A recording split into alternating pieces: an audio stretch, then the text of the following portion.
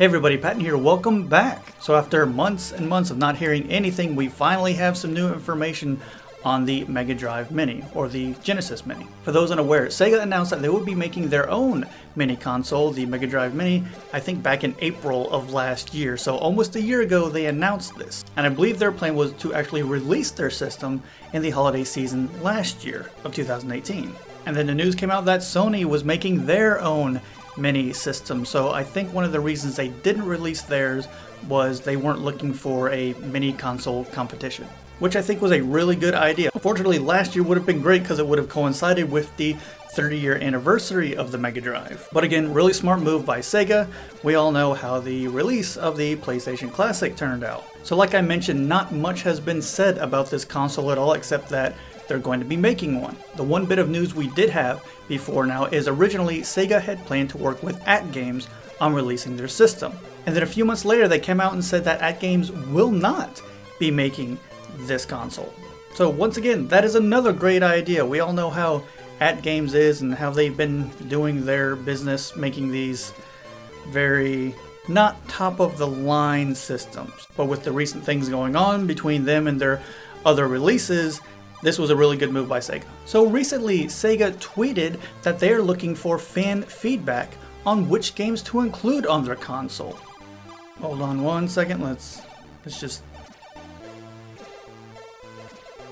So the three series we know they're looking at are the Sonic the Hedgehog series, their Puyo Puyo series, and Shining Force. Sonic the Hedgehog is very well known as a high-speed, fast-paced side-scroller. Puyo Puyo is a very popular series overseas and has actually come over to States in different variations. And Shining Force is a strategy RPG. Now I should mention that these polls are only for the Mega Drive Mini, so any results are going to go towards that system. That doesn't mean that they won't make the same decisions if they decide to release the system over here as a Genesis Mini. The polls will end on March 4th and the winner will be announced at a conference they're having in Japan on March 30th. So why is this a big deal? Well, if anything, Sega is learning. They're learning not to follow the steps that Sony made with their PlayStation. Everybody's under the impression that the PlayStation Classic, although not a bad console in itself, it felt like it was just a quick holiday cash grab. It was met with a ton of negative reviews on YouTube and other media, and in turn you can find the system for about 60% off its initial price. And this is only about 3 months later. So the fact that Sega has held off already in releasing their system and they're asking for fan feedback on what to do with it already shows so much promise, and that Sega has a much better understanding of their fans than Sony did.